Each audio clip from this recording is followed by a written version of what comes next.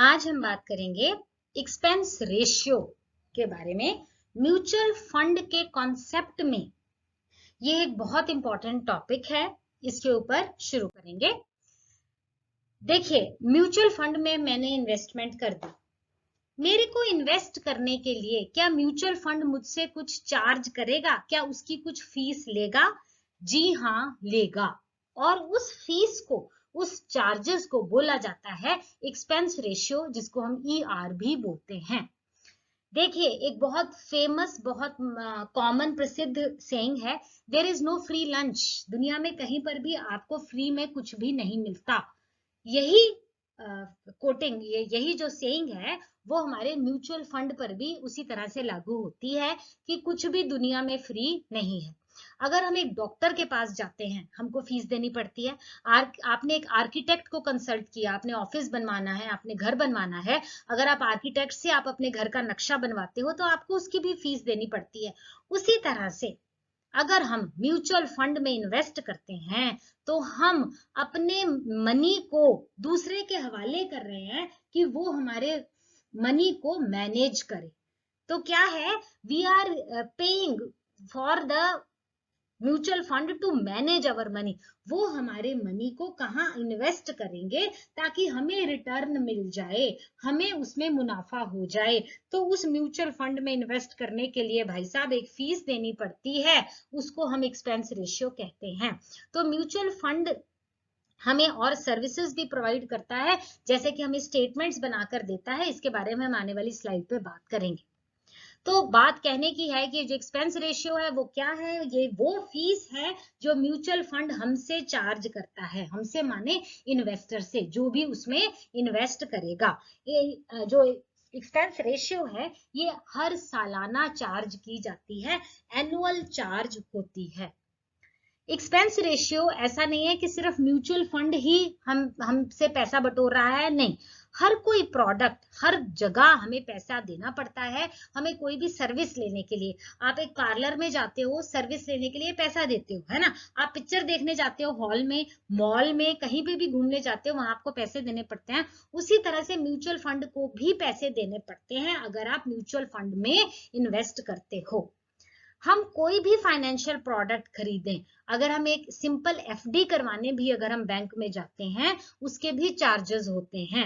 देखो, मैं जाती हूँ बैंक में और बोलती हूँ कि मुझे 1 लाख की FD करवा दो, तो बैंक क्या कहता है, बहुत अच्छी बात है, लाओ पकड़ाओ 1 लाख रुपया और ये आपकी FD हो गई। 1 साल की, 2 साल की, उसके बाद जितने टाइम का आपने इन्वेस्ट किया है उतना ब्याज आपको मिल जाएगा। वो ये बोलते नहीं है कि हम FD करने का आपसे चार्ज कर रहे हैं, लेकिन वो भी एक फीस हमसे चार्ज करते हैं, जो कि उस जो आपको परसेंट मिलता है ना, उसमें ही चार्ज होती है। आपको मुंह से बोला नहीं जाता कि आपसे हम पैसे चार्ज कर रहे हैं, लेकिन बैंक चार्ज करता है।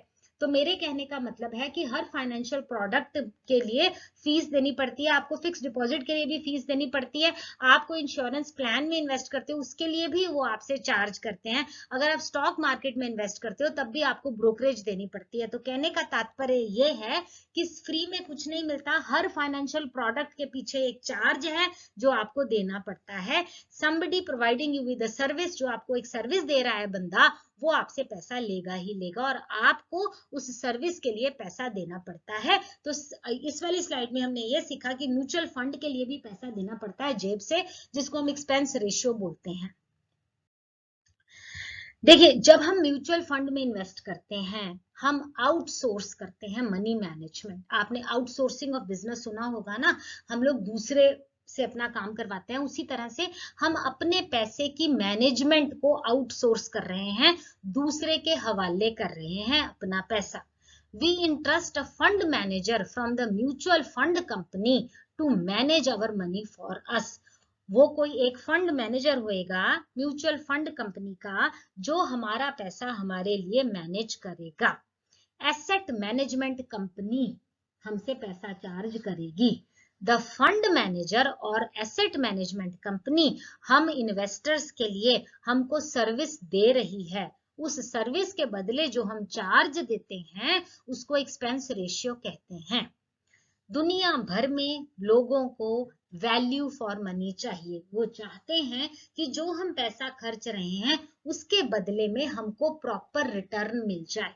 देखिए, आप मार्केट में जाते हो, आप 1000 रुपी की जैकेट खरीदते हो या आप 5000 रुपीज की जैकेट खरीदते हो, लेकिन आपको ये चाहिए कि मैंने इतना पैसा खर्चा है, उसके बदले में मुझे जो चीज मिले, जो मुझे जैकेट मिले, वो वैल्यू फॉर मनी हो। ऐसा ना हो कि आप पैसे ज्यादा दे रहे हो और जैकेट भी अच्छी आपको नहीं मिली। उसी तरह से जब हम इसमें फाइनेंशियल मार्केट में, जब हम म्यूचुअल फंड में इन्वेस्ट करते हैं, हमको उसके लिए भी वैल्यू फॉर मनी चाहिए। लोगों को अच्छी सर्विस चाहिए, एस्ट्यूट फंड मैनेजमेंट चाहिए, मतलब बढ़िया से बढ़िया आपके पैसे मैनेज हो, उसके पीछे आपको रिटर्न भी बहुत अच्छी आए। They want handsome return also, ठीक है ना। क्यों हम इन्वेस्ट करते हैं? हम क्यों इन्वेस्ट करते हैं? ताकि हमें उसके ऊपर ब्याज मिले, हमें उसके ऊपर अच्छा इन्वेस्टमेंट मिले। अगर आपने 10 साल के लिए कराई है, 1 साल के लिए कराई है, तो 1 साल या 10 साल के बाद जब वो मैच्योर होगी चीज, तो आपको पैसा मिले। इसीलिए तो हम इन्वेस्ट करते हैं ना। तो हर किसी को अपने पैसे की वैल्यू चाहिए, उनको चाहिए कि उनका फंड भी अच्छे से मैनेज हो, उनको सर्विस भी अच्छी मिले, और इसके साथ साथ जो मेन इंपॉर्टेंट बात है, लोगों को लोएस्ट पॉसिबल कॉस्ट भी चाहिए। उनको ज्यादा पैसा खर्चना नहीं है, उनको तो बस पैसा कमाना है। उनको जो रिटर्न है वो हैंडसम चाहिए, उनको अच्छी वाला वापसी पैसे की ज्यादा अच्छी चाहिए, तो पैसा भी पल्ले से देना ना पड़े, लोएस्ट पॉसिबल कॉस्ट होनी चाहिए। इसका मतलब एक्सपेंस रेशियो भी कोई हमसे ज्यादा चार्ज ना कर ले। ये लोगों की मेंटल थिंकिंग होती है। और क्यों ना हो, ये कॉम्पिटिटिव मार्केट है, फ्री मार्केट है, और ऐसे ही चलता है। ऑब्वियसली एवरीबॉडी वांट्स कि हमको ज्यादा से ज्यादा रिटर्न मिले और कॉस्ट भी देनी ना पड़े। ईच बिजनेस कम्पीट्स, हर बिजनेस दूसरे बिजनेस के साथ कंपटीशन कर रहा है, क्वालिटी के बेस पे और कॉस्ट के बेस पे, और वही म्यूचुअल फंड में भी लागू होता है।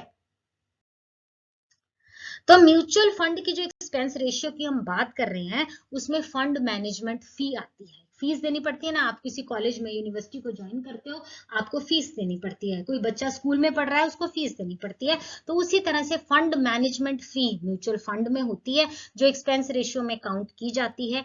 एजेंट की कमीशन भी आती है, रजिस्ट्रार फीस आती है, सेलिंग एंड प्रमोशनल एक्सपेंसेस भी आते हैं। ये सारे के सारे खर्चे एक ही बास्केट में फॉल करते हैं, और उस बास्केट का नाम है टोटल एक्सपेंस रेशियो, जिसको TER भी बोला जाता है। ये एनुअल रेकरिंग एक्सपेंसेस हैं, हर साल चार्ज किए जाते हैं।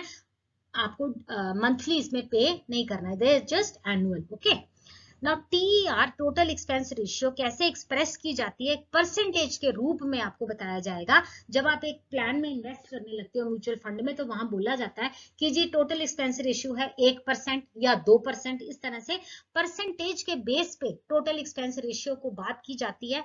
परसेंटेज किस चीज की? फंड की एवरेज वीकली नेट एसेट, जो उस फंड का नेट एसेट है, उसका एक फिक्स्ड परसेंटेज ही टोटल एक्सपेंस रेशियो होती है। मान लीजिए किसी फंड की एक्सपेंस रेशियो है 1%, और आपने 1,00,000 रुपया इन्वेस्ट कर दिया है। इसका मायने ये है कि आप 1,000 रुपया एक्सपेंस रेशियो के नाम का म्यूचुअल फंड को दे रहे हो। एनुअली 1%, सालाना 1% आपको देना पड़ेगा। तो 1,00,000 इन्वेस्टमेंट के तौर पर 1,000 रुपया जो है वो आपका एक्सपेंस रेशियो का खर्चा बन जाता है, अगर आपकी एक्सपेंस रेशियो 1% है। आपको एक्सपेंस रेशियो सेपरेटली पे नहीं करनी पड़ती है। देखो, जब आप एक यूनिवर्सिटी ज्वाइन करते हो, वहां पर आपको एडमिशन फीस अलग लिखी जाती है, हॉस्टल फीस अलग लिखी जाती है ना, सेपरेट हेड के नीचे। लेकिन यहाँ पर एक्सपेंस रेशियो का कोई सेपरेट कॉलम जो है वो आपको कभी नहीं पे करना पड़ेगा। एक्सपेंस रेशियो NAV डिडक्ट करते टाइम पहले ही काट ली जाती है। NAV क्या है? नेट एसेट वैल्यू किसी भी फंड की, वो डिटरमिन करते हुए पहले एक्सपेंस रेशियो डिडक्ट की जाती है, एक्सपेंस रेशियो काटी जाती है, फिर NAV बनती है। तो कहने का मतलब ये है कि ER एक्सपेंस रेशियो सेपरेटली आप पे नहीं करते हो, वो छुपी हुई कीमत है जो NAV में रिफ्लेक्ट होती है। पहले एक्सपेंस रेशियो काट ली जाती है, फिर NAV दिखाई जाती है। जैसे कि हर शेयर का एक प्राइस होता है, उसी तरह से म्यूचुअल फंड, हर म्यूचुअल फंड की एक NAV होती है, नेट एसेट वैल्यू।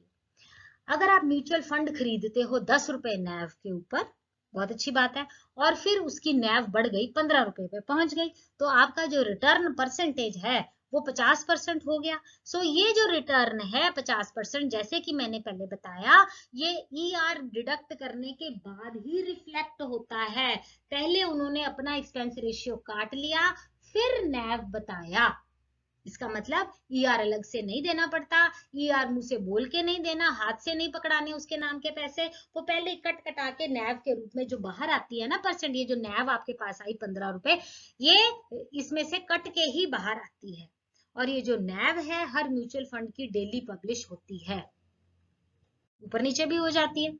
चलिए अब हम बात करेंगे कि कैसे आपने एक्सपेंस रेशियो निकालनी है। देखो समझो, पहले मान लो ER है 1%, ठीक है, और आपने 1 लाख रुपया इन्वेस्ट कर दिया। एक साल में होते हैं 365 दिन, तो एक दिन की ER कितनी हुई? 1% डिवाइडेड बाय 365 डेज, ठीक है। अब मान लो कि जो आपकी इन्वेस्टमेंट है उसकी जो NAV है वो 1 लाख से 1,01,100 रुपया बढ़ गई, तो ER कितना होगा? 1% डिवाइडेड बाय 365 मल्टीप्लाइड बाय 1,01,100 रुपया। ये कितना बना? 2 रुपया 74 पैसे बन गई आपकी ER, ठीक है। मान लो अगले दिन फिर उसकी जो इन्वेस्टमेंट है वो 1,01,100 रुपए से बढ़कर 1,05,000 रुपए हो गई, तो आपका ER कितना आएगा? 1% डिवाइडेड बाय 365 मल्टीप्लाइड बाय 1,05,000 रुपया, जो कि बना 2 रुपये 75 पैसे। ये क्या है कि डेली है, ये ER आपका कट जाएगा, डेली के बेस पे ER निकला जाएगा और आपका कट जाएगा। अगर आपको किसी पर्टिकुलर फंड का ER चेक करना है तो आप उस म्यूचुअल फंड की वेबसाइट पर जाकर फैक्ट शीट में उसका देख सकते हो ER, या valueresearchonline.com पर भी आप किसी भी म्यूचुअल फंड का एक्सपेंस रेशियो पता कर सकते हो। देखो एक्सपेंस रेशियो वाली जो लिस्ट है उसमें बहुत सारी आइटम्स आती हैं। सबसे पहले फंड मैनेजमेंट फीस है, ये सबसे बड़ा पोर्शन है एक्सपेंस रेशियो का, सबसे ज्यादा खर्चा इसके नाम का होता है, जिसमें कि फंड मैनेजर्स की सैलरी आती है और उनकी सारी टीम का खर्चा आता है। एक्सपेंस रेशियो में सर्विसिंग भी आती है, कौन कौन सी सर्विसेज इन्वेस्टर को प्रोवाइड की जाती है, अकाउंट स्टेटमेंट बनाई जाती है, डॉक्यूमेंटेशन की जाती है, इस सब का खर्चा भी इसी के अंडर आता है। ब्रोकरेज एक्सपेंसेस आते हैं, जो ट्रेड में पोर्टफोलियो, ये वाला म्यूचुअल फंड नहीं लेना, वो वाला लेना, उसका इतना लेना, उस सब का जो खर्चा है ट्रेड करने का वो भी इसमें आता है। रजिस्टर और ट्रांसफर एक्सपेंसेस भी आते हैं। कस्टोडियल एक्सपेंसेस, कस्टोडियल माने किसी की प्रॉपर्टी को होल्ड करना, आप उन्होंने आपके पैसे को होल्ड किया है ना, वो आपके पैसे को मैनेज कर रहे हैं, उसको कस्टडी बोलते हैं, तो कस्टोडियल एक्सपेंसेस भी आते हैं। हाँ, मार्केटिंग एक्सपेंसेस भी आएंगे, बिजनेस के खर्चे भी आएंगे जिसमें रेंट और इंफ्रास्ट्रक्चर आता है, और टैक्सेस भी इसमें आते हैं। तो कहने का तात्पर्य ये है कि जो हम ER एक्सपेंस रेशियो की बात कर रहे हैं उसमें ये सारे के सारे खर्चे इंक्लूड किए जाते हैं। TER is to be prominently disclosed on the daily basis under a separate head, total expense ratio of the mutual fund schemes। देखिए जो ये टोटल एक्सपेंस रेशियो है ना, डेली बेस पर उस म्यूचुअल फंड कंपनी को खुला साफ तौर पर बतानी पड़ेगी। हेडिंग होगी total expense ratio of mutual fund scheme. उनको अपनी AMC, क्या मायने होता है? It is asset management company जो है उसकी वेबसाइट पर, और AMFI होता है जी association of mutual funds in India, इनकी वेबसाइट पर डाउनलोड कर सकते हो। एक स्प्रेडशीट होती है, उसके फॉर्मेट में हर कंपनी को प्रोमिनेंटली साफ साफ दिखाना पड़ेगा ये हमारा टोटल एक्सपेंस रेशियो है। देखिए आज से कुछ साल पहले म्यूचुअल फंड इतने ज्यादा लोग इन्वेस्ट नहीं करते थे। वो फाइनेंशियल सेक्टर था जिसमें लोगों का विश्वास नहीं था, क्लैरिटी नहीं थी, लोग दुविधा में थे, पता नहीं पैसे डूब तो नहीं जाएंगे, पता नहीं रिटर्न कितना आएगा। तो ये जो AMFI है ना, हमारा association of mutual funds in India, इन्होंने और SEBI security exchange board of India ने बहुत मेहनत करी है, और पिछले कुछ सालों से आप देखिए कि ज्यादा लोग भारत में म्यूचुअल फंड में इन्वेस्ट कर रहे हैं। इसके लिए इन्होंने इतनी सारी एड भी दी है, म्यूचुअल फंड सही है ना, ऐसे करके आपने देखा होगा। तो धीरे धीरे लोगों का जो विश्वास है वो म्यूचुअल फंड में बनता जा रहा है। कुछ साल पहले तक देखो तो लोग हेजिटेंट थे, लोग हिचकिचाते थे म्यूचुअल फंड में इन्वेस्ट करने के लिए, ठीक है। अच्छा आगे बढ़ते हुए, ये जो टोटल एक्सपेंस रेशियो है ना, इसमें अगर कोई म्यूचुअल फंड कंपनी चेंज करती है, मान लो आपका पहले जब आज मेरा टोटल एक्सपेंस रेशियो मेरी कंपनी का है 1% और कल मैं सोचती हूँ जी मैं 2% बढ़ा दूं, अगर मैं ये चेंज करती हूँ तो मुझे ये चेंज अपने इन्वेस्टर्स को बताना पड़ेगा, मुझे नोटिस का ईमेल भेजना पड़ेगा या एसएमएस करना पड़ेगा 3 दिन पहले, जिस दिन से ये नया टोटल एक्सपेंस रेशियो लागू होगा उसके 3 दिन पहले तक मुझे अपने इन्वेस्टर्स को ये इन्फॉर्म करना मेरी ड्यूटी है। ये इन एएमएफआई और सेबी ने ये रेगुलेशंस फिक्स करी हैं कि कोई भी कंपनी अपनी मर्जी से चेंज तो कर लो, टोटल एक्सपेंस रेशियो चेंज कर सकते हो, लेकिन जब चेंज करना है भैया तो पहले आपने अपने इन्वेस्टर्स को या तो मेल के थ्रू बताओ, एसएमएस के थ्रू बताओ, आपको इन्फॉर्म करना पड़ेगा। ठीक, आगे expense ratio is the percentage of total assets that are spent to run a mutual fund। अब म्यूचुअल फंड को चलाने के लिए कुछ खर्चे करने पड़ते हैं, वो टोटल एसेट का एक परसेंटेज बनाकर बताया जाता है। जब हम एक्सपेंस रेशियो की बात करेंगे तो परसेंटेज के बारे में ही बात होगी और वो परसेंटेज टोटल एसेट्स के ऊपर बनाया जाता है। जब हम बॉन्ड फंड्स को कंपेयर करेंगे, 2 बॉन्ड फंड्स हैं हमारे पास, उनको कंपेयर करने के लिए, उनको अगर तुलना करनी है तो ये जो एक्सपेंस रेशियो है ये बहुत ज्यादा महत्वपूर्ण रोल प्ले करती है, ये हमारी एक्सपेंस रेशियो 2 फंड्स को कंपेयर करने के चक्कर में। Expense ratio states how much you pay a fund in percentage form every year to manage your money. Expense ratio की परसेंटेज क्या दर्शाती है? ये दर्शाती है कि आपने उस फंड को कितना परसेंट पैसा पे किया एक साल का अपने मनी को मैनेज करने के लिए। अगर मैंने 50,000 रुपए एक म्यूचुअल फंड में लगाए हैं तो सालाना मैंने उसको कितने पैसे दिए अपनी सर्विस के लिए, जो सर्विसेज अभी बताई थी ना, उन सर्विसेज के लिए कितने पैसे दिए, वो है मेरी एक्सपेंस रेशियो, ये दर्शाती है। अब ध्यान से सुनिए, a lower expense ratio does not necessarily mean that it is a better manage fund. अगर किसी फंड की ऐसा नहीं होता कि किसी की लोअर एक्सपेंस रेशियो है किसी म्यूचुअल फंड की तो वो बेटर मैनेज्ड फंड होगा। आप ये नहीं कह सकते कि लोअर एक्सपेंस रेशियो वाला फंड एक बेटर फंड है, ऐसा बिल्कुल नहीं है। अच्छा फंड वही है, गुड फंड वही है जो अच्छी रिटर्न्स देगा, जो आपको ज्यादा पैसा देगा और इसके साथ साथ खर्चे भी मिनिमम रखेगा, यानी कि कम खर्चे वाला फंड होना चाहिए, वो अच्छा फंड होता है, लेकिन उसकी रिटर्न्स ज्यादा होनी चाहिए। सिर्फ और सिर्फ लोअर एक्सपेंस रेशियो की बेसिस पर आप 2 फंड की तुलना नहीं कर सकते। चलिए एक्सपेंस रेशियो को समझते हैं। मान लीजिए आप 10,000 रुपए आप एक फंड में इन्वेस्ट करते हो, 10,000 रुपीज, उसका नैव पर यूनिट है 10 रुपया और उसका एक्सपेंस रेशियो है 1.5 रुपया। ठीक, पैसे कितने आपने इन्वेस्ट किए? 10,000 रुपए। एक का यूनिट है, एक यूनिट की कीमत है 10 रुपए उसकी नैव और एक्सपेंस रेशियो है 1.5 रुपए, 5%। अब देखिए पहले साल की इन्वेस्टमेंट में फंड ने 10% बढ़ गया और आपका नैव जो है वो 11 रुपए पर यूनिट पे पहुंच गया, लेकिन ये जो नैव है ये अभी एक्सपेंसेस हमने इसमें से काटे नहीं है। एक्सपेंस काटने के बाद जो है वो नैव पहुंचेगी 10.84 पर। ठीक है, तो ये कैसे निकाला आपने? 11 को मल्टीप्लाइड बाय 98.5। 98.5 क्यों आया? 1.5 जो एक्सपेंस रेशियो था वो माइनस करके बनता है 98.5%। 11 रुपए का निकालोगे तो नैव बन गई 10 रुपया 84 पैसे। तो इसका मतलब इन्वेस्टर को रिटर्न कितनी मिली? 8.35% उसको रिटर्न मिल गई। तो जो नैव है वो नेट शो किया जाता है, उसमें से पहले ही फीस और खर्चे निकाल दिए जाते हैं। इसलिए ये हमारे लिए बहुत जरूरी चीज है एक इन्वेस्टर के लिए कि हमें पता रहना चाहिए कि एक म्यूचुअल फंड ने कितने खर्चे काटे हैं, नैव में से कितने खर्चे काटे हैं। हमें ये जानने में आता है कि फंड ने 10% गेन कर लिया तो इसका मतलब ये नहीं है कि उसकी कीमत 11 रुपए दर्शाई जाएगी, उसकी कीमत 10.84 दर्शाई जाएगी, क्योंकि उसमें से हमने एक्सपेंस रेशियो काट कर ही आगे बात करनी है। क्योंकि एक्सपेंस रेशियो चेंज होती है, रेगुलरली चेंज हो सकती है, हर दिन भी चेंज हो सकती है।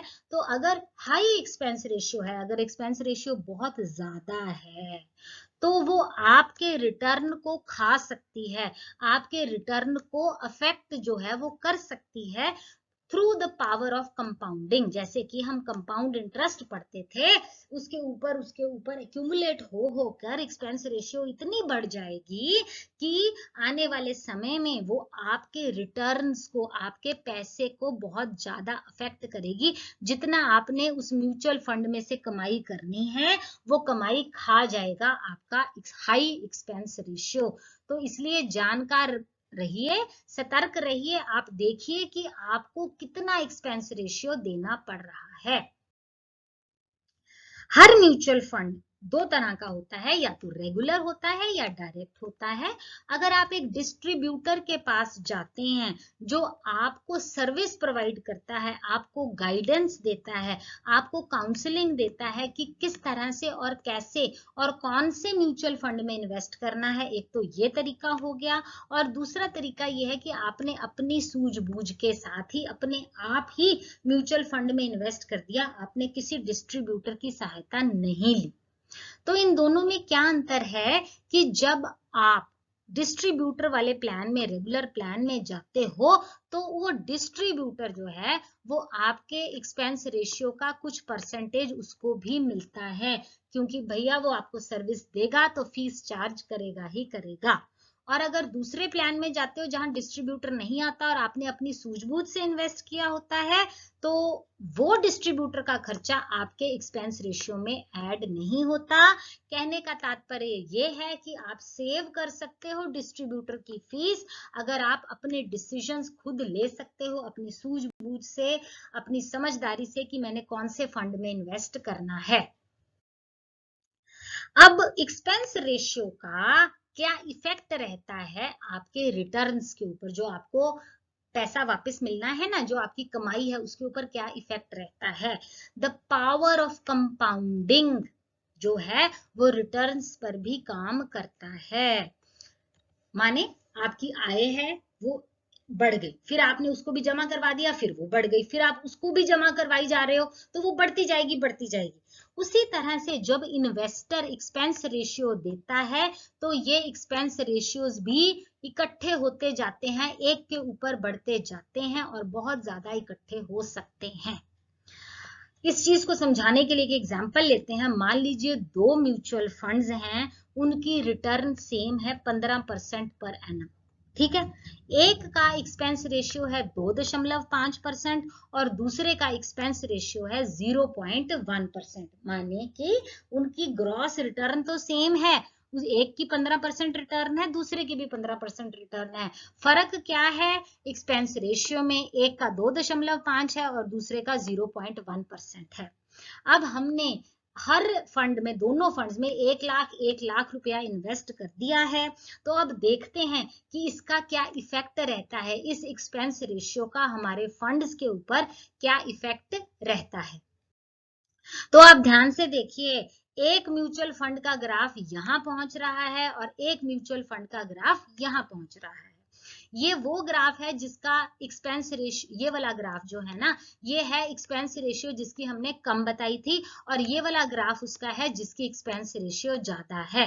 तो ध्यान से देखो, हमने एक्स एक्सिस पर नंबर ऑफ ईयर्स लिए हैं, कितने सालों की बात कर रहे हैं, और यहाँ हमने इन्वेस्टमेंट वैल्यू ली है। तो 40 साल के बाद देखो कि ये फंड 2.6 करोड़ रुपए की आय देगा और ये 1.1 करोड़ की आय देगा। तो इस वाली एग्जांपल में हमने रिटर्न परसेंट तो दोनों म्यूचुअल फंड का सेम ही रखा था। तो ये फर्क कैसे पड़ा? ये फर्क पड़ा एक्सपेंस रेशियो की वजह से। एक्सपेंस रेशियो क्योंकि इतनी ज्यादा थी, तो वो हर साल बढ़ती गई। तो जो आपकी इनकम है, जो आपको इतने सालों के बाद पैसा मिलना है, देखो ये इतना है और ये इतना कम है। तो ये एक्सपेंस रेशियो जो है वो बहुत ज्यादा फर्क डाल सकती है आपकी आय के ऊपर। तो जिस मैंने अभी स्लाइड की ग्राफ की आपको बात करी, तो जो सेकंड वाला फंड था और फर्स्ट वाला फंड था, उसमें ये डिफरेंस है। 10 साल के बाद 24% का फर्क पड़ा, 20 साल के बाद 53% का फर्क पड़ा, 30 साल के बाद इतना फर्क पड़ा और 40 साल के बाद तो जी 133% का फर्क पड़ गया। एक 20 साल के बच्चे ने अगर 1 लाख रुपया इन्वेस्ट किया था इन दोनों फंड्स में अलग अलग, तो जब वो रिटायर हुआ 60 साल की उम्र में, तो जिस फंड का एक्सपेंस रेशियो 2.5 था, वो आपको देगा 1.11 करोड़ रुपया। और दूसरा फंड जो था हमारा, जिसका एक्सपेंस रेशियो 0.1% था, वो हमें 2.58 करोड़ देगा। तो आप कंपेयर कर सकते हो इन दोनों में कितना ज्यादा फर्क है। और ये फर्क किसने डाला? ये फर्क डाला एक्सपेंस रेशियो ने। तो कहने की बात ये है कि एक्सपेंस रेशियो एक बहुत बड़ा मुद्दा बन सकता है जब आप अपनी रिटर्न के बारे में डिस्कस करेंगे। तो अब एक और एग्जांपल लेते हैं। मान लो हमारे पास 2 फंड हैं, उनका पोर्टफोलियो सेम है। तो हम ये कह रहे हैं कि अनलाइकली, आज की सिचुएशन में ऐसा होता नहीं है, बहुत कम होता है कि सेम पोर्टफोलियो लो, पर एग्जांपल के लिए हमने लिया है। और हम ये भी मान के चल रहे हैं कि पोर्टफोलियो रिटर्न 12% है। ये भी बहुत मुश्किल से ही आजकल 12% किसी भी म्यूचुअल फंड नहीं देता, पर चलो हमने एग्जांपल के लिए मान लिया। आगे ये मानते हैं कि फंड ए का एक्सपेंस रेशियो है 2% और फंड बी का एक्सपेंस रेशियो है 1%। तो इन्वेस्टर के हाथ में जो रिटर्न आएगी फंड ए की, वो होगी 10%। 10% कहां से आया? ये आपने जो 12% लिया था उसमें से आप 2% एक्सपेंस रेशियो माइनस कर दीजिए, तो इन्वेस्टर के हाथ में 10% आएगा। और जहां तक फंड बी की बात करते हैं, वहां पर 11% उसके हाथ में आएगा, क्योंकि उसका रिटर्न था 10%। 10% में से उसका एक्सपेंस रेशियो कितना था? वो था 1%। आप उसको माइनस कर दीजिए तो आंसर आता है 11%। तो ये एग्जाम्पल हमने लिया है और ये मान के चलते हैं कि 1 लाख रुपया हमने फंड ए में इन्वेस्ट किया और 1 लाख रुपया हमने फंड बी में इन्वेस्ट किया। आगे बढ़िए। तो ये आपका टेबल बन जाएगा। पोर्टफोलियो दोनों का बराबर है, 12% वो दोनों दिखा रहे हैं। और पहले साल के अंत में जिसकी 2% एक्सपेंस रेशियो थी, वो आपको दे रहा है इन्वेस्टमेंट 1,10,000 रुपया। और फंड बी जिसकी एक्सपेंस रेशियो 1% थी, वो आपको 1,11,000 रुपया दे रहा है। तो पहले ही साल में आपको डिफरेंस नजर आ रहा है। और ये चलते चलते 5 साल के अंत में आप देखिए कि कितना ज्यादा फर्क जो है वो पड़ गया। सब्सटेंशियल फर्क पड़ गया, मतलब महत्वपूर्ण डिफरेंस पड़ गया। ये क्यों पड़ा? ये एक्सपेंस रेशियो के डिफरेंस की वजह से ही पड़ गया। तो एक्सपेंस रेशियो बहुत इंपॉर्टेंट मुद्दा रहता है। तो देखो जी, म्यूचुअल फंड जो है वो 10 से 15 साल के लिए इन्वेस्ट किए जाते हैं। 1 साल 2 साल के लिए तो एफडी करवाई जाती है। अगर आपको पता है आपका पैसा आपको 10 साल अभी यूज नहीं करना, 10 साल के बाद खर्चा करना है, तो आप म्यूचुअल फंड में डाल दो। तो म्यूचुअल फंड में डालते हुए एक्सपेंस रेशियो का बहुत ध्यान रखो। ये टेबल आपको क्लियर करके बता रहा है कि अगर पोर्टफोलियो रिटर्न किसी 2 म्यूचुअल फंड की सेम है, लेकिन उनका एक्सपेंस रेशियो अलग अलग है, तो आपकी जो इन्वेस्टमेंट है वो अफेक्ट हो जाएगी। At presently most equity mutual funds जो हैं, उनकी एनुअल मैनेजमेंट फी 2.5% रहती है। और जो एक्सचेंज ट्रेडेड फंड है, ETF है, उनकी फीस 0.1% होती है जनरली। देखिए, डिफरेंट फंड्स की डिफरेंट एक्सपेंस रेशियो होती है। हर फंड की अपनी अलग एक्सपेंस रेशियो होती है, लेकिन सिक्योरिटी और एक्सचेंज बोर्ड ऑफ इंडिया ने इस चीज के ऊपर लिमिट लगाई हुई है, स्टिपुलेशंस और रिस्ट्रिक्शंस रखी हुई हैं। उन्होंने अपर लिमिट लगा दिया कि इससे ऊपर आप एक्सपेंस रेशियो चार्ज नहीं कर सकते हो। ऐसा क्यों किया गया है? ताकि लोगों का जो फेथ है, लोगों का यकीन है, जो वो म्यूचुअल फंड पे बना रहे। ऐसा ना हो कि लेमैन लोग हैं जो जिनको ज्यादा इसका डीप नॉलेज नहीं है, वो सब लुट जाएं और वो कंपनीज इनका बुद्धू बना लें। इसलिए सेबी जो है वो इंटरप्ट करता है और उसने अपर लिमिट फिक्स कर दिया कि भैया इससे ज्यादा, इससे ऊपर आप टोटल एक्सपेंस रेशियो चार्ज नहीं कर सकते। Expense ratio different category of funds के लिए डिफरेंट रहती है। इक्विटी फंड के लिए अलग होती है, डेट फंड के लिए अलग होती है। जैसे जैसे फंड ग्रो करता है, एक्सपेंस रेशियो कम होने लगती है। कहने का मतलब ER declines as the fund grows. जैसे जैसे फंड बड़ा होगा ईआर छोटी होती जाएगी। इन एक्सपेंस रेशियो का सबसे बड़ा मुद्दा है, सबसे बड़ा खर्चा उस एक्सपेंस रेशियो में रहता है मैनेजमेंट और एडवाइजरी फीस का। इस मैनेजमेंट फी से ही एएमसी जो है वो प्रॉफिट कमाती है। एसेट एंड ये जो एएमसी आपका एसेट मैनेजमेंट कंपनी है वो इस मैनेजमेंट फी से ही पैसे कमाती है। इसके अलावा मार्केटिंग और प्रमोशन एक्सपेंसेस भी होते हैं जो कि एक्सपेंस रेशियो में ही फॉल करते हैं। All those involved in the operation of a fund like custodian and auditors जो हैं इनको भी एक्सपेंस रेशियो का अपना हिस्सा मिलता है ऑडिटर्स को। Brokerage paid for a fund on the purchase and sale of securities is not reflected in the expense ratio में ये अलग अलग दर्शाई नहीं जाती। Funds state their buying and selling price after taking transaction cost into account. वो पहले transaction cost को अपने ध्यान में रखते हैं, उसके बाद ही buying और selling price जो है वो निर्धारित किया जाता है।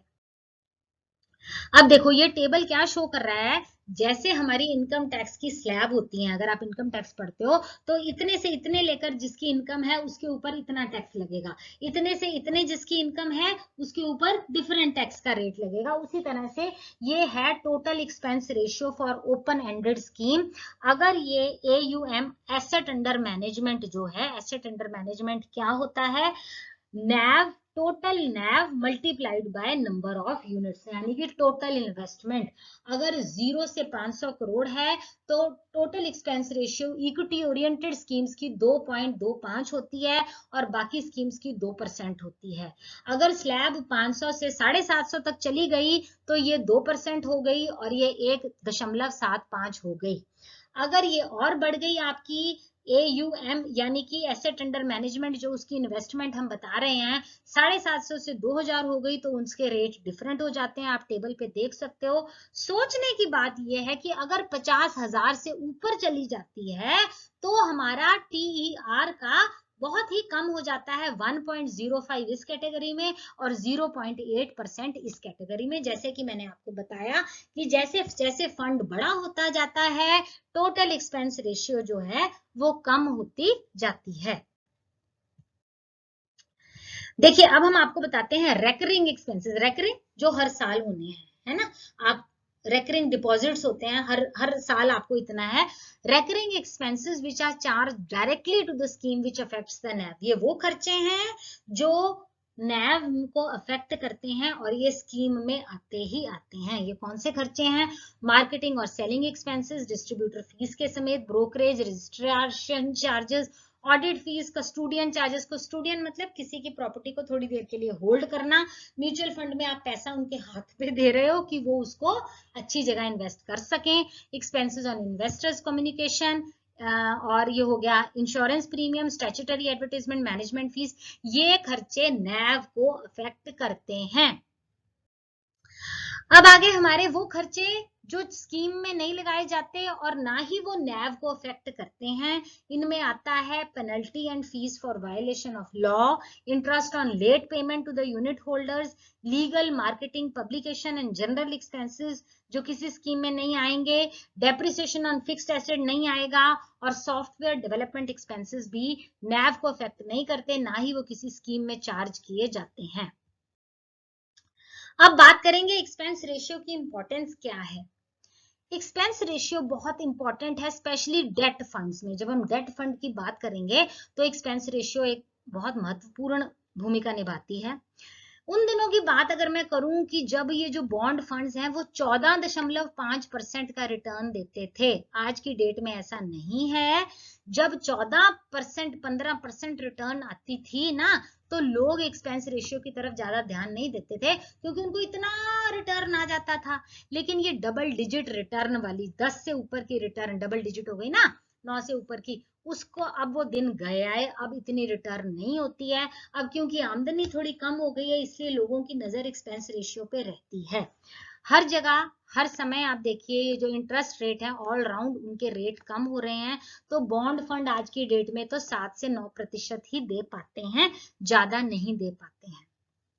अब पूरे यूनिवर्स में ही आपको देखिए कि पैसे, आपकी आय कम हो रही है तो हर पैसा काउंट करेगा, every penny will count. Penney here means पैसा, छोटे से छोटी कीमत भी इंपॉर्टेंट हो जाती है जब महंगाई हो जाती है, क्योंकि ये सारे खर्चे नैव में पहले ही माइनस करके नैव दर्शाई जाती है। मैंने आपको पिछली स्लाइड्स में बताया, नैव को निर्धारित करने से पहले ही खर्चे डिडक्ट कर लिए जाते हैं। तो अब it is likely to be a major differentiating factor among bond funds where returns vary marginally। अब बॉन्ड फंड के केस में एक्सपेंस रेशियो बहुत महत्वपूर्ण हो गई है, क्योंकि उनके रिटर्न्स तो ऑलमोस्ट एक जैसे ही हैं। दे वेरी मार्जिनली मतलब 19-21 का ही फर्क है सबकी रिटर्न्स में। तो जबकि सबकी रिटर्न बराबर है तो अब डिफरेंस कहाँ पड़ेगा? डिफरेंस पड़ेगा टोटल एक्सपेंस रेशियो में। इसलिए इन बॉन्ड फंड्स के केस में टोटल एक्सपेंस रेशियो बहुत महत्वपूर्ण रहती है। Since mutual funds, they are employed for long periods of time, 10 to 12 years, the difference of ER becomes substantial। जो म्यूचुअल फंड में इन्वेस्ट किया जाता है वो जनरली लंबे समय के लिए इन्वेस्टमेंट होती है, 10 से 15 साल की बात की जाती है। अगर आपने थोड़े टाइम के लिए इन्वेस्टमेंट करनी है तो एफडी करा दो, वो बहुत बढ़िया है। तो ज्यादा लंबे समय के लिए म्यूचुअल फंड में जाओगे तो इसलिए जो डिफरेंस ईआर का है, एक्सपेंस रेशियो का है, वो बहुत बड़ा हो जाएगा, साल दर साल इकट्ठा होता जाएगा।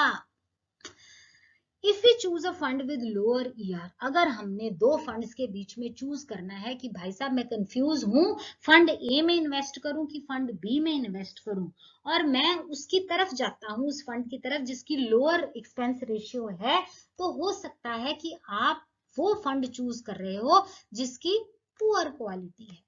तो एक एक्सपेंस रेशियो को पकड़ के बैठ जाओ कि भैया मैं तो वही फंड चूज करूंगा जिसकी लोअर एक्सपेंस रेशियो है, तो ऐसा ना हो कि इस चक्कर में आप पुअर क्वालिटी फंड में इन्वेस्ट कर सको। In this case, we will be losing out more on returns than we gained from a lower ER। आपने एक्सपेंस रेशियो तो बचा लिया क्योंकि आपने सस्ते एक्सपेंस रेशियो वाले फंड में इन्वेस्ट कर दिया, लेकिन आपने रिटर्न्स भी तो खो दिए। क्या पता जो दूसरा म्यूचुअल फंड है जिसने थोड़ा सा ज्यादा एक्सपेंस रेशियो आपको दिखाया था, क्या पता उसके रिटर्न्स ज्यादा होंगे। तो भाई साहब आपने एक्सपेंस रेशियो बचाने के चक्कर में आय ही खो दी, रिटर्न्स ही खो दिए। तो आपने क्या किया? पेनी वाइज पाउंड फुलिश। पेनी वाइज पाउंड फुलिश मतलब पैसा पैसा करते रहे और वो लाखों रुपए उड़ा दिए। लाखों रुपए की आपने इंपॉर्टेंस ही नहीं जानी, आपने अपनी आय के बारे में तो ध्यान ही नहीं दिया, एक बात को पकड़ के बैठ गए कि मैंने लो एक्सपेंस रेशियो वाले म्यूचुअल फंड में जाना है। इसलिए हम ये कहते हैं कि एक्सपेंस रेशियो एक मुद्दा नहीं है जिसके ऊपर आप फंड चूज करोगे।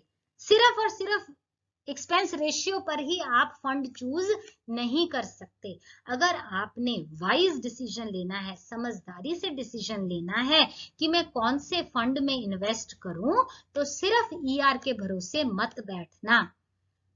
आपको अगर दो फंड्स में चूज करना है तो आपको वो देखना है, अगर दो फंड्स की क्वालिटी सेम है, उन दोनों फंड्स का रिटर्न सेम है, फिर चलो वो फंड में इन्वेस्ट करो जिसकी ईआर कम है। लेकिन पहले फंड की क्वालिटी पे नजर डालो, फंड के रिटर्न को स्टडी करो, है ना।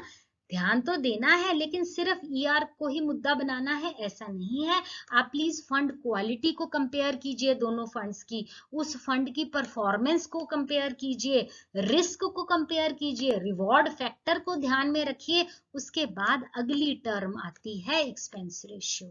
अगर आप सिर्फ और सिर्फ एक्सपेंस रेशियो के बिहाफ पर ही कोई फंड चूज कर लोगे तो भाई साहब आप क्वाइट पॉसिबिलिटी है कि you will choose a bad fund, आप गलत फंड की तरफ जा सकते हो अगर आपने सिर्फ एक्सपेंस रेशियो का सहारा लेकर ही फंड को चूज किया तो। नाउ जो एक्टिवली मैनेज्ड इक्विटी फंड्स होते हैं उसमें इशू, ये जो एक्सपेंस रेशियो का मुद्दा है वो और भी ज्यादा कॉम्प्लिकेटेड हो जाता है क्योंकि वो एक्टिवली मैनेज्ड होते हैं। अगर तो हम गुड फंड्स और बैड फंड्स की बात करें तो उसमें जो रिटर्न है कितनी रिटर्न है वो प्राइमरी होती है, वो ज्यादा इंपॉर्टेंट होती है, और एक्सपेंस रेशियो तो सेकेंडरी हो जाती है। एक्सपेंस रेशियो इतनी महत्वपूर्ण नहीं रहती। मेन महत्वपूर्ण बात होती है उन फंड्स की रिटर्न। अगर फिर आप बात करो कि दो सिमिलर फंड्स को कंपेयर करने की, तब हो सकता है एक्सपेंस रेशियो जो है वो आपको डिफरेंशिएट करने में मदद कर सकता है। आप देखिए कि सबसे ज्यादा जरूरी चीज ये है कि एक्सपेंसेस हर समय चार्ज होते हैं, they are charged at all the times. भले आपको वो फंड पॉजिटिव रिटर्न दे, माने कि मुनाफा दे, या नेगेटिव रिटर्न दे, या आपको मुनाफा ना दे, खर्चा तो एक्सपेंस रेशियो का होना ही होना है ना। बिकॉज यू हैव, आपको एक सर्विस के लिए चार्ज देना ही है। वो नहीं देखेंगे कि आपको आय कितनी हुई, आपको आय बढ़ी हुई या आपको प्रॉफिट कम हुआ, लेना देना कोई नहीं, एक्सपेंस रेशियो तो आपको देनी ही पड़ेगी। तो इसलिए ये सुझाव दिया जाता है कि जब आप किसी फंड में इन्वेस्ट करें तो प्लीज एक्सपेंस रेशियो को ध्यान में रखिए। अब एक्सपेंस रेशियो का मैकेनिज्म कैसे काम करता है? देखिए, जब हम किसी भी फाइनेंशियल प्रोडक्ट में इन्वेस्ट करते हैं, भले कि एफडी हो, एफडी मैंने जैसे आपको पिछली स्लाइड में बताया, फिक्स डिपॉजिट करवाने बैंक में जाते हो तो बैंक आपको ये कभी नहीं कहता कि भैया क्योंकि हमने तेरे को एफडी करके दिया है तो ये इसकी सर्विस चार्ज है, नहीं कहता ना। वो क्यों? क्योंकि वो सर्विस चार्ज ऑलरेडी वो हिडन होता है, वो छुपा हुआ होता है, वो आपसे पहले ही चार्ज कर लिया जाता है। ये जो आपको ब्याज दिया जाता है उसमें से पहले कटकटा के आपको ब्याज बताया जाता है। तो कहने की बात यह है कि एफडी करवाते हुए भी आप चार्ज देते हो, लेकिन वो हिडन है, वो छुपा हुआ चार्ज है जो आपको बताया नहीं जाता। लेकिन अगर आप स्टॉक ट्रेडिंग में ब्रोकरेज देते हो तो वो आपसे छुपाते नहीं है, वो आपसे ओपनली चार्ज करते हैं।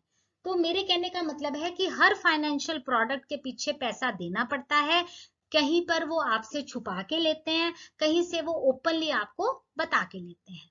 ठीक है, बैंक्स जो हैं वो एफडी का चार्ज आपको बताते नहीं है, लेकिन फिर भी बैंक्स प्रॉफिट कमाते हैं। किससे कमाते हैं भाई साहब? आपसे ही कमाते हैं। ठीक है, और स्टॉक ट्रेडिंग के केस में आप बोलकर ब्रोकरेज देते हो, वो उससे कमाते हैं। म्यूचुअल फंड में दोनों तरह के खर्चे हैं, दोनों तरह हाइब्रिड केस, थोड़ा सा हिडन है, थोड़ा सा ओपन है। देखो, हमें ये पता है कि एक्सपेंस रेशियो होता है, लेकिन कितना होता है, कैसे होता है, ये हमें ओपनली नहीं पता। हम उनको पे करते हैं इम्प्लिसिटली। वी नो, हमें पता है कि हमें सर्विस चार्ज देना है, हमें ये भी पता है कि हम दे रहे हैं, लेकिन क्लियरली नहीं पता कि कितना दे रहे हो। इसलिए मैंने बोला कि ये हाइब्रिड केस है, थोड़ा सा छुपा हुआ, थोड़ा सा ओपन बोला हुआ। इसीलिए हमें क्लियरली नहीं पता ना, क्योंकि हमारे को तो नैव बताई जाती है, और नैव तो कट कटा के ही निकाल ली जाती है। तो कितना एक्सपेंस रेशियो का कटा कटाया, इसके लिए हमारे मनों में थोड़ी सी कंफ्यूजन हमेशा रहती है कि एक्सपेंस रेशियो कैसे कैलकुलेट होनी है और कितनी उन्होंने हमारी काट ली। अब mechanism of functioning of ER में, एक्सपेंस रेशियो की फंक्शनिंग में कौन कौन से प्रिंसिपल्स फॉलो किए जाने चाहिए? पहला है कि जी इक्विटेबल होना चाहिए। इक्विटेबल का मतलब जितना मुझसे चार्ज किया है उतना ही तुमसे चार्ज किया है, उतना ही किसी तीसरे से चार्ज किया है। सारे इन्वेस्टर्स के मनी को इक्वली ट्रीट किया गया है और इक्विटेबल खर्चा सबके ऊपर दिया गया है। तो फिर तो ठीक है, फिर तो किसी को नहीं चुभेगा ना। अगर वो मुझसे चार्ज करेंगे, आपसे चार्ज नहीं करेंगे तो मुझे चुभेगा। अगर आपसे चार्ज करेंगे, मुझसे चार्ज नहीं करेंगे तो आप पे चुभेगा। लेकिन अगर वो सबसे बराबर चार्ज करेंगे तो किसी को भी नहीं चुभेगा। तो बात क्या आ गई कि ये इक्विटेबल सब पे बराबर होता है। अच्छा, तो अमाउंट जो एक्सपेंस रेशियो में चार्ज करना है वो proportional to the period of time, कितने समय के लिए कोई इन्वेस्ट कर रहा है। जो ज्यादा समय के लिए इन्वेस्ट कर रहा है उससे ज्यादा चार्ज करो, जो कम समय के लिए इन्वेस्ट कर रहा है उससे कम चार्ज करो। साधारण सा प्रिंसिपल है। अच्छा, it should not be an explicit charge, it should be implicit charge, बताकर आपको काटा पैसा काटा जाना चाहिए। देखिए, ER expense ratio of a particular fund आगे पीछे हो सकती है। अगर वो म्यूचुअल फंड चाहे तो एक्सपेंस रेशियो बढ़ा सकता है। ऐसा नहीं है कि आज मैं इन्वेस्ट कर रही हूँ 1% एक्सपेंस रेशियो पर तो सारी उम्र वो 1% ही रखेंगे, ऐसा बिल्कुल नहीं है। वो चाहे तो वो बढ़ा भी सकते हैं। तो एक बार की दर्शाई गई एक्सपेंस रेशियो हमेशा सेम नहीं रहती, वो बिल्कुल चेंज कर सकते हैं। लेकिन सेबी के मुताबिक अगर कोई स्कीम एक्सपेंस रेशियो बढ़ा रही है, जैसा कि मैंने आपको बताया, एक्सपेंस रेशियो बढ़ाते समय उसको अपने इन्वेस्टर्स को इन्फॉर्म करना लाजमी है जरूरी है कि वो इन्वेस्टर्स को बताए कि मैं एक्सपेंस रेशियो बढ़ा रही हूँ। तो ये आज का आर्टिकल मेरा यहीं खत्म होता है। आई होप मैंने आपको अच्छे से समझाया है। आपको इस टॉपिक से रिलेटेड कोई भी डाउट हो तो प्लीज कमेंट सेक्शन में पूछ सकते हो। Please like and subscribe to my channel. Thank you for watching. Stay safe, stay blessed.